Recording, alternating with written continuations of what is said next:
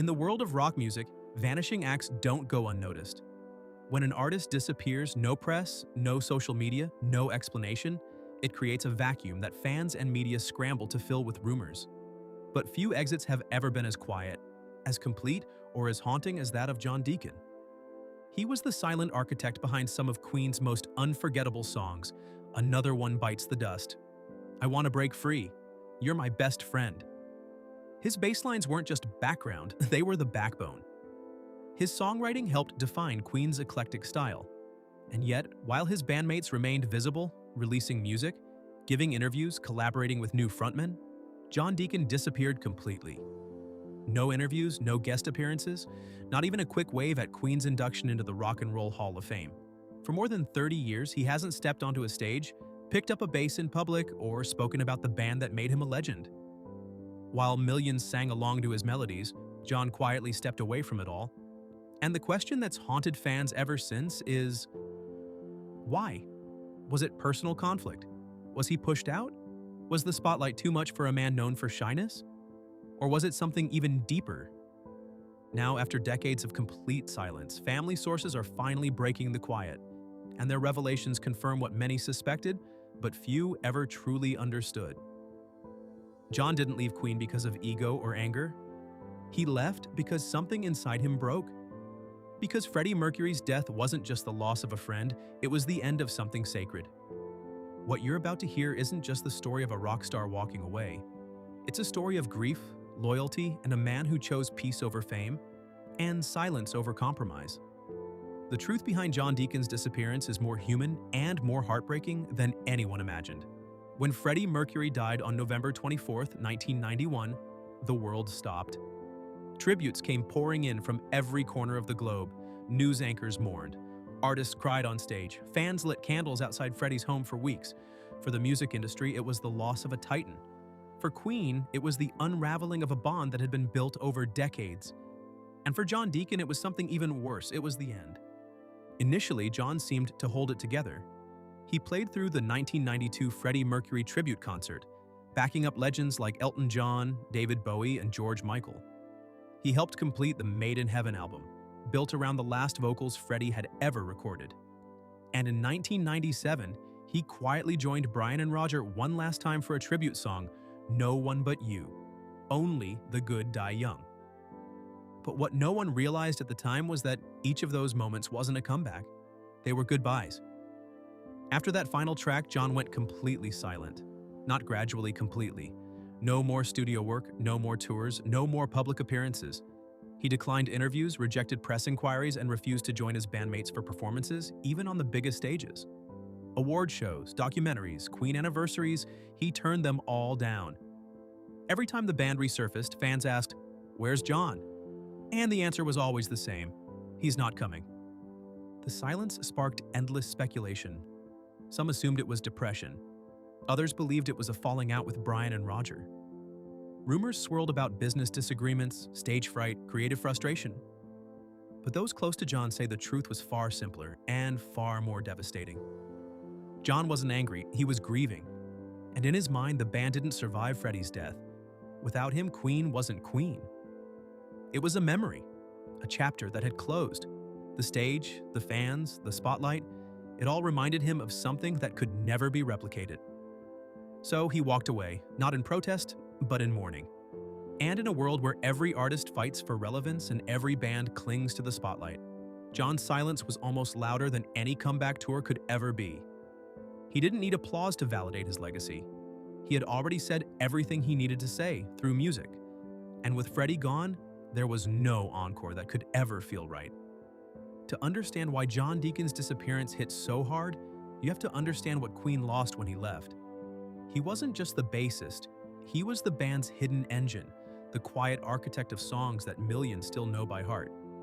And while Freddie, Brian, and Roger captured headlines with their big personalities and bigger performances, John shaped the music in ways that most fans never realized. He joined Queen in 1971, completing a lineup that would go on to define a generation. But unlike his flamboyant bandmates, John avoided the spotlight from day one. He didn't sing, he didn't showboat, he didn't crave attention. But when it came to songwriting, his fingerprints were everywhere. Another one bites the dust? That was John. A track so bold, so different, it shocked everyone, including the band. It wasn't just a rock hit, it crossed over into R&B and pop charts, opening Queen up to entirely new audiences. I Want to Break Free?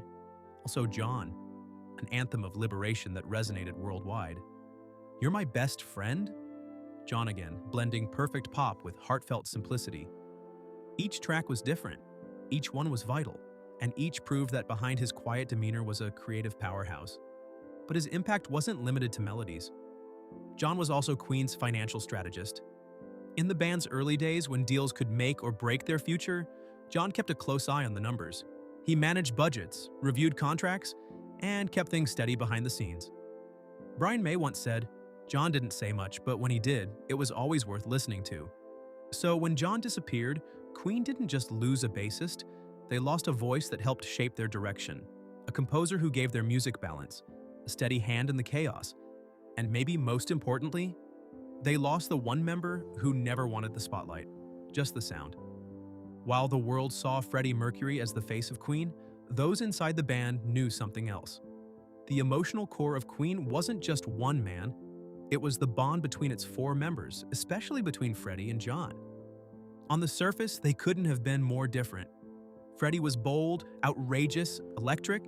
He was the definition of a showman. John, by contrast, was quiet, methodical, introverted. He spoke carefully, worked privately, and often let the others take the spotlight. But beneath those differences was a connection that ran deep, musically and emotionally. Freddie trusted John. He respected his judgment. And in moments when things got tense, whether creatively or personally, John was often the calm in the storm. He wasn't loud, but he was steady. And that quiet support meant everything to Freddie. So when Freddie was diagnosed with AIDS around 1987, John was one of the first to know. According to family sources, he didn't just offer sympathy, he offered presence. He stood by Freddie through the worst years of his illness. He kept showing up, kept playing, kept giving everything he had to the music, even when he was watching his friend slip away. Recording the Miracle and Innuendo albums created during Freddie's decline wasn't just difficult, it was devastating. Every session was laced with unspoken grief, every lyric layered with finality. For John, it wasn't just work, it was loss in real time. A slow-motion goodbye. And when Freddie finally passed in 1991, John's grief wasn't loud. It didn't explode in the press. It didn't result in tell-all interviews, it simply consumed him. Brian May later reflected, "I think losing Freddie was very hard for him. He took it incredibly hard." Roger Taylor was even more direct. John freaked out. He couldn't deal with it. That was it for him. It wasn't drama, it wasn't anger, it was heartbreak. Because for John, Freddie wasn't just a singer, he was Queen. And without him, the magic was gone. In the years immediately following Freddie Mercury's death, John Deacon didn't vanish overnight. He tried. He wanted to honor Freddie's memory, to show respect in the only way he knew how, through music. But every note he played seemed to echo with absence. Every performance reminded him of what they had lost. On April 20th, 1992, the Freddie Mercury tribute concert at Wembley Stadium became a global moment of remembrance. The surviving members of Queen performed alongside legends like David Bowie, George Michael, and Elton John. The crowd of 72,000 sang every lyric. Millions more watched on television. It was one of rock history's most emotional nights, and it was one of John's last. According to family insiders, John agreed to perform because it felt like the right thing to do. But behind the scenes, he was deeply uncomfortable. Watching other singers take the stage in Freddie's place felt wrong, forced, even disrespectful. The world celebrated Freddie's legacy, but to John, it felt like an imitation, a recreation of something that could never be brought back. Still, he pressed on for a few more years. In 1995, Queen released Made in Heaven, an album constructed around vocal tracks Freddie had recorded before his death. The sessions were brutal. John, Brian, and Roger were essentially creating new music around a ghost, building songs with a voice that was no longer alive. It was emotionally torturous. By the time they released No One But You, Only the Good Die Young in 1997, a tribute written by Brian May and sung by both May and Taylor, John was hanging by a thread. He played bass on the track, appeared in the music video, but behind the scenes it was already over. The moment the final note faded, so did he. His last public performance came just days later at Maurice Béjart's Ballet for Life premiere in Paris. Queen performed The Show Must Go On with Elton John. It was meant to be a moment of honor, closure, even celebration. But for John, it was goodbye. The appearance was brief, almost reluctant, and after that night, he was never seen on stage again. No tours, no reunions, no public statements. It was as if the final thread holding him to Queen had been cut. As the years passed, Brian May and Roger Taylor moved forward. They started performing again. First with Paul Rodgers, later with Adam Lambert. The shows sold out. Fans came in droves. Queen was reborn for a new generation, but not for John. To him, Queen was never meant to evolve. It was never supposed to adapt. It was 4 people, only 4, and when one of them died, the band died too. Family members confirmed what fans had long suspected. John saw Queen not as a brand or a legacy to preserve, but as a bond. A living, breathing unit that only worked when Freddie, Brian, Roger, and himself were all together. Anything else wasn't Queen. It was just a tribute act, no matter how good the music sounded. He wasn't bitter toward his bandmates. He didn't condemn their choices. But he couldn't be part of something that, to him, felt like an echo of what once was. John's philosophy was clear. You don't replace Freddie Mercury. You can't. Not just his voice, but his presence, his charisma, his creativity. There was no substitute, no second act, not without him. And so John chose silence. Not as a protest, not as a dramatic exit, but as an act of loyalty. To Freddie, to the original band, to the memory of something he considered sacred. In interviews over the years, both Brian and Roger have admitted they miss him, that they wish he'd join them again, but they also say they understand. As Roger Taylor once put it, he just didn't want to deal with it anymore. He found it all too much. And maybe that's the most honest explanation of all. Most rock stars don't retire quietly. They write memoirs, headline reunion tours, or launch solo careers to relive the glory days. But John Deacon, he did none of that. He stepped away not just from the stage, but from the entire idea of celebrity. And for over 2 decades, he's lived like he never belonged to one of the greatest bands of all time. After his final performance in 1997, John retreated into a life that couldn't be more different from the chaos of Queen's heyday. While Brian May and Roger Taylor kept performing around the world, John planted his roots firmly in a quiet suburb of southwest London, far from the headlines, far from the noise. The man who once stood in front of screaming arenas now spends his days behind the same closed doors he's kept shut for years. He's been married to his wife Veronica since 1975, a relationship that predates Queen's rise to superstardom. Together, they raised 6 children, and unlike so many rock and roll families torn apart by the pressure of fame, John's home life remained steady, grounded, normal. He didn't trade in his role as a husband and father for one more moment under the spotlight. He traded the spotlight for them. Friends and former colleagues describe him as reclusive, yes, but not bitter. Not sad, just done. Done with fame, done with cameras, done with being John Deacon from Queen. What mattered to him wasn't preserving a public image, it was preserving peace. And he had the means to do it. John's financial legacy is nothing short of extraordinary. Thanks to writing credits on Queen's biggest commercial hits, particularly Another One Bites the Dust, his royalty earnings have never stopped flowing. His net worth is estimated between $130 million and $170 million, and much of it continues to grow without him ever lifting a finger. His music still plays everywhere, from movie soundtracks and streaming playlists to sports arenas and global advertising campaigns. But what's remarkable isn't the wealth. It's the fact that he's never used it for attention, never flaunted it, never chased a second act. He could have bought a mansion in Los Angeles, launched his own label, headlined solo tours for millions of nostalgic fans, but he didn't. Because John wasn't interested in reliving the past, he was interested in leaving it intact. And that's what makes his retreat so fascinating. In an industry where silence is often mistaken for failure, John's silence became a statement. He didn't fall. He didn't fade. He chose to disappear.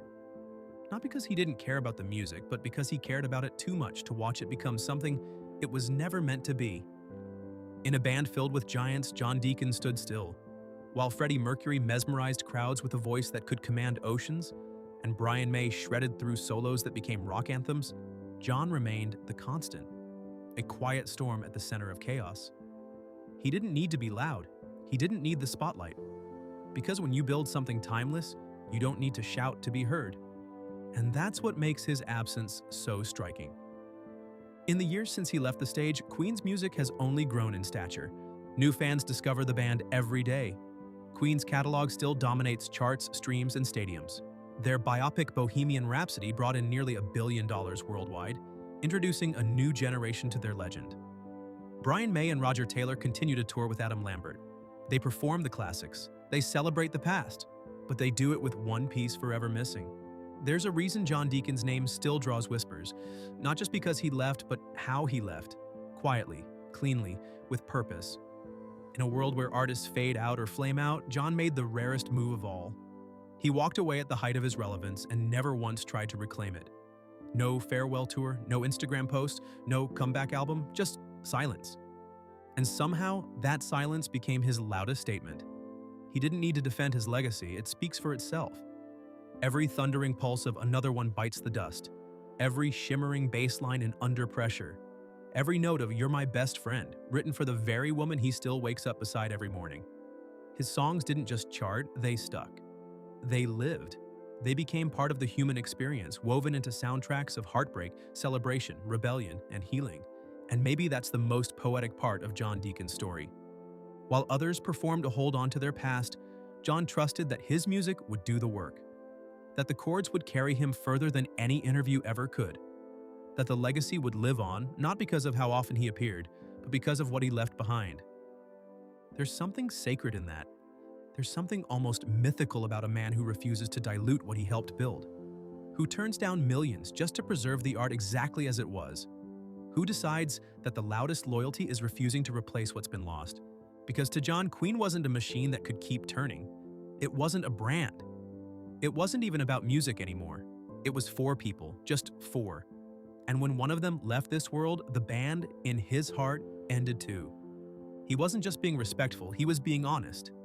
And honesty, true, unshakable honesty, is rare in the world of fame. It's not flashy, it doesn't sell tickets, but it lasts. So today, when fans talk about Queen's legacy, they talk about the performances, the innovation, the genre-defying catalog of music. But when they talk about integrity, when they talk about loyalty that doesn't crack under pressure, they talk about John Deacon.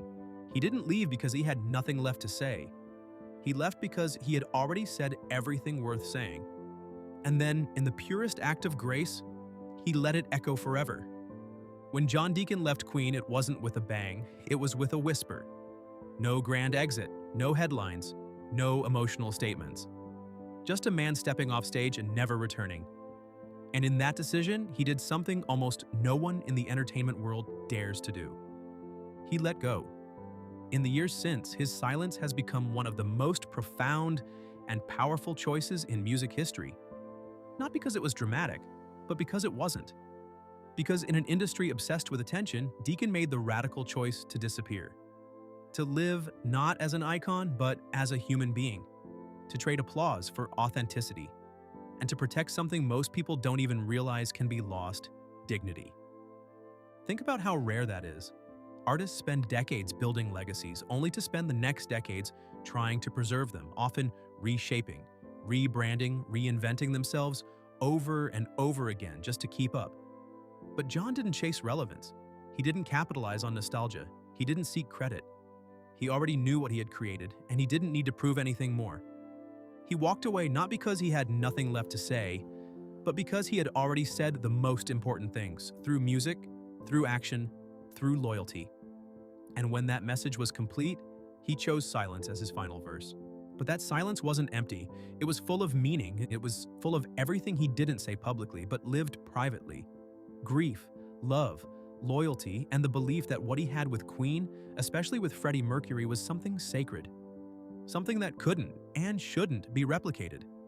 Even now, decades later, his absence lingers in every Queen performance. Every time the band walks on stage with a new singer. Every time they're honored with awards. Every time Freddie's voice echoes across a stadium, fans still ask the question, where's John? And in a way, that question is the answer. He's not on stage. He's not in interviews. He's not reliving the past. Because for John Deacon, the music wasn't just art, it was a memory, a friendship, a moment in time that was never meant to be rebooted. And by stepping away, he didn't betray that moment, he preserved it. And that's what sets him apart. While the world celebrated Freddie's brilliance, while Brian and Roger carried the flame through the decades, John did something far more difficult. He stayed in the shadows, not because he didn't care, but because he cared too much. He believed that Queen wasn't just a band, it was a bond. And when that bond broke, he didn't try to replace it. He simply let it go. No fanfare, no drama. Just the quietest exit from one of the loudest legacies in music. And somehow, that silence continues to echo louder than ever. So now we ask you, was John Deacon's complete withdrawal the purest form of loyalty we've ever seen in music? Or was it a loss for Queen's future, a missing piece that could never be replaced? Drop your thoughts in the comments, share your favorite John-penned Queen song, and let's talk about what it really means to walk away while you're still on top. If you found this story moving, powerful, or just worth thinking about, make sure to hit that like button, subscribe, and tap the notification bell. We've got more deep dives into the legends behind the music and stories that don't make the headlines, but should. Thanks for watching, and wherever John Deacon is right now, we hope he knows he's not forgotten. He's never been forgotten.